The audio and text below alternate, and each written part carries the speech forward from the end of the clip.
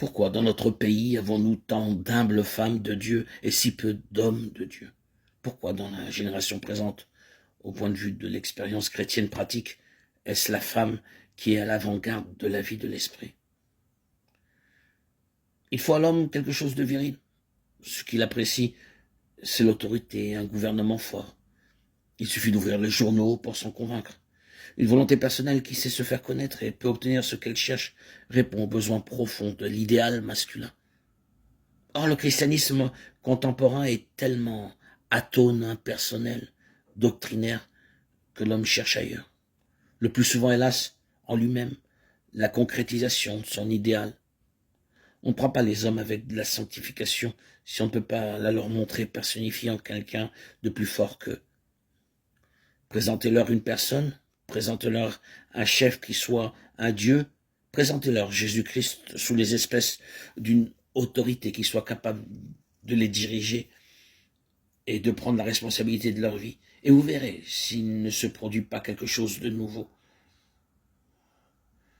L'œuvre de Dieu aujourd'hui a quelque chose d'efféminé, d'inconsistant, de décapité, de subi. On est dominé par l'œuvre que l'on sert, par le système dont on est membre, ou prisonnier, par les circonstances qui presque partout sont les vraies maîtresses de la situation.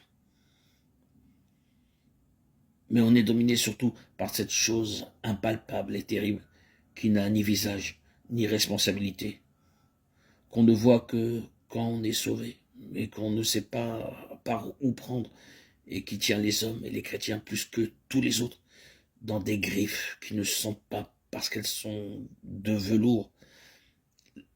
La tradition qui lentement a refermé son étreinte sur notre génération, c'est elle qui règne.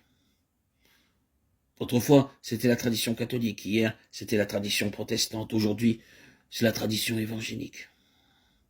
Et l'évangile en meurt autour de nous. On aura beau allonger l'addition de toutes les bonnes influences qui s'exercent dans l'Église. Le total ne fera jamais une personne. Or, le christianisme est une personne. C'est une personne que le monde cherche à voir dans l'Église. C'est d'une personne dont Satan a peur. Et quant à nous, la seule chose qui doit nous faire plier, c'est l'autorité personnelle du Seigneur Jésus-Christ. C'est la réponse que Jésus donna à Satan. Tu le serviras lui seul. Matthieu 4, 10. Cette parole décisive poussa Satan à lâcher prise.